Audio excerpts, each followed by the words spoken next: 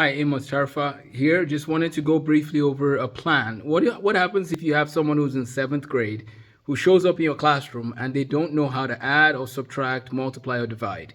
What should you do? Well, I would recommend that you go back to the basics. Math is not a subject that we should be focused on doing by, oh, you're in seventh grade, so you should do seventh grade math. No, you need to go back to basic.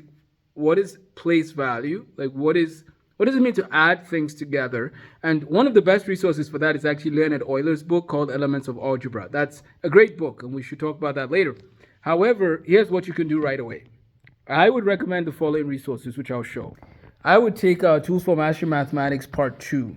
And in Part 2, notice the first thing we do is place value, and then powers of 10, rounding and estimation. Then we move into addition and multiplication.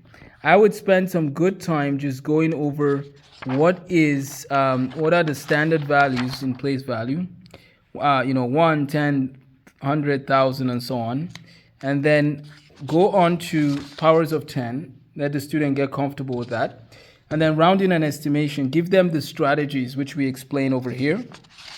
Then they should have an addition chart and a multiplication chart which they can refer to as they go through their math. So that's number one. I would do that, keep that going. I would try to bring the learning to life using resources like Make It Real. Make It Real Learning, we have one for Minnesota, one for North Dakota. But it would have different things that would, show them the applications of math, right? The total land area of Minnesota is 79,610 square miles, and the total water area is 7,329 square miles.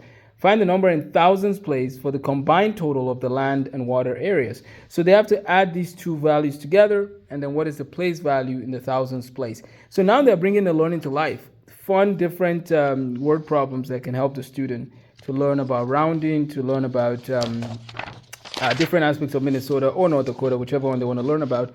So that's something to keep in mind. And then this is just the first chapter algebra booklet that we have that goes over some basics for students who are supposed to go into Algebra 1.